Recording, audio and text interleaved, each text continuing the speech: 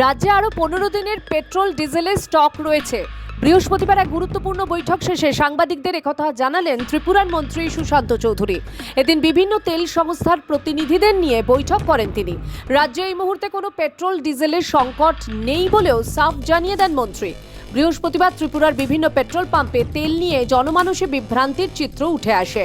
Petrol pump থেকে drum drum ভর্তি তেল নিয়ে যাওয়ার ছবিও ক্যামেরাবন্দি হয়। আমজনতার মনে প্রশ্ন জাগে, তবে কি রাজ্যে তেলের সংকট দেখা দিয়েছে? তবে কি আবার তেল নিয়ে কালোবাজারি করার প্রচেষ্টাতেই ড্রামে করে তেল নিয়ে যাওয়া হচ্ছে? জনগণের বিভ্রান্তি দূর করতে এবার তাদের আশ্বস্ত করতে এগিয়ে এলেন মন্ত্রী সুশান্ত চৌধুরী। তিনি তড়িঘড়ি বৈঠক ডেকে জানিয়ে দিলেন, রাজ্যে বর্তমানে কোনো তেলের সংকট নেই, পরিস্থিতি স্বাভাবিক। এদিনের বৈঠকে তিনি বেশ কিছু নির্দেশিকা দেন যাতে রাজ্যে কেউ তেল নিয়ে কালোবাজারি না করতে পারে। রাজ্যের সাধারণ মানুষকে বিভ্রান্ত হয়ে পাম্পের লম্বা লাইনে না দাঁড়ানোর বার্তাও দেন তিনি। পাশাপাশি প্রধানমন্ত্রীর আহ্বানে সাড়া দিয়ে এসকর্ট ছাড়া একটি গাড়ি নিয়ে মহাকরণে যান মন্ত্রী সুশান্ত চৌধুরী।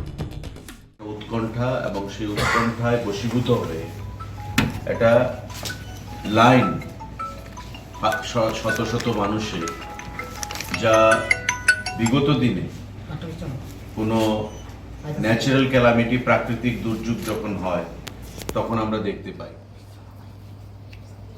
আমি আবারও আশ্বস্ত করছি, বিগত কয়েকদিন আগেও আমরা রাজ্যের সাধারণ জনগণকে আশ্বস্ত করেছিলাম যে মধ্যপ্রাচ্যে যুদ্ধের কারণে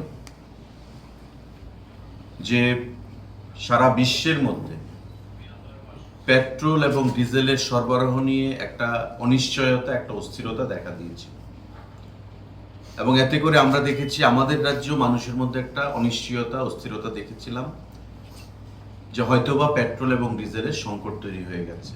তা আদৌ অমূলক, মোটেও সত্য ছিল না। দপ্তরের তরফ থেকে আমরা মানুষকে আশ্বস্ত করেছি, জনগণও আমাদের ডাকে সেখানে সাড়া দিয়েছে। আমি আজকেও যখন দেখলাম বা বিভিন্ন অ্যাঙ্গেল থেকে ডাইরেক্টর ফুড, সেক্রেটারি ফুড বা আমাকে যখন বিভিন্ন মানুষ আমাকে ফোন করে বা মেসেজের মাধ্যমে পেট্রোল পাম্পের বাইরে দাঁড়িয়ে থাকা লাইনগুলো ছবি তুলে ভিডিও করে যখন পাঠাচ্ছেন, তৎক্ষণাৎ আমরা মিটিং ডাকি।